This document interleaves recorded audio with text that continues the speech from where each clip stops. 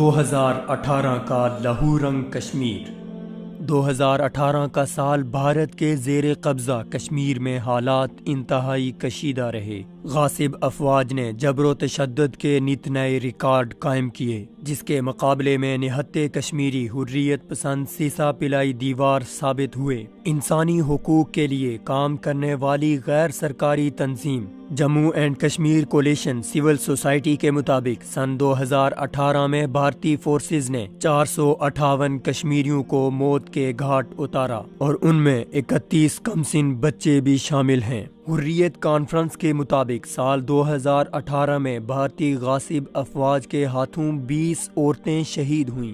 گزشتہ سال بھارتی فوجیوں کی دانستہ طور پر گاڑی ٹکرانے سے 3 کشمیری شہید ہوئے، جبکہ 3 شہری غاصب افواج کی طرف سے خوف و ہراس کا ماحول بنانے پر دل کا دورہ پڑنے کی وجہ سے شہید ہو گئے۔ سن 2018 میں غاصب افواج اور حریت پسند کے درمیان تصادم کے نتیجے میں پہنچنے والا نقصان پچھلی دہائی کے ریکارڈ میں سب سے زیادہ ہے۔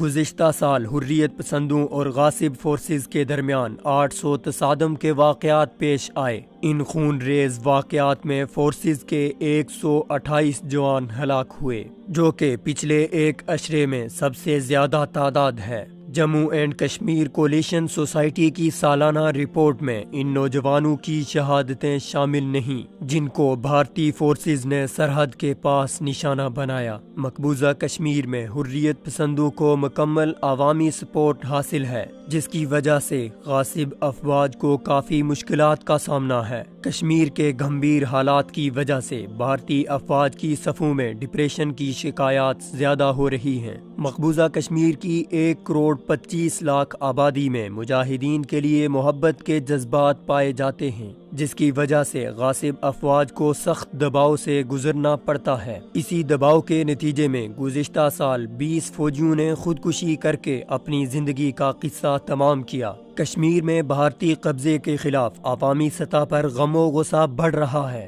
دیکھنے میں آیا ہے کہ جب غاصب افواج حریت پسند مجاہدین کے خلاف آپریشن میں مصروف ہوتی ہے تو عام لوگ جمع ہو کر مظاہرے شروع کر دیتے ہیں اور فورسز پر پتھراؤ شروع کر دیتے ہیں، جس کی وجہ سے اکثر آپریشن ناکامی کا شکار ہو جاتے ہیں۔ بھارتی وزیر داخلہ راج ناتھ سنگھ نے اپنے ایک حالیہ بیان میں اس طرف اشارہ کرتے ہوئے کہا ہے کہ حریت پسند احتجاج کا کوئی موقع ہاتھ سے جانے نہیں دیتے۔ کشمیر میں مزید سختی کشمیریوں کی جدوجہد آزادی کو مزید تقویت دینے کے مترادف ہے، جس کا اقرار خود غاصب انتظامیہ بھی کرتی ہے۔ اے ایف پی کو ایک سیکیورٹی اہلکار نے نام نہ بتانے کی شرط پر بتایا کہ گزشتہ سال 128 نوجوان زیر زمین مسلح تنظیموں میں شامل ہوئے، جو کہ 2017 کے مقابلے میں 70% اضافہ ہے۔ اس سے معلوم ہوتا ہے کہ کشمیریوں کو جتنا دبایا جائے گا اتنی ہی تیزی کے ساتھ وہ ابھریں گے۔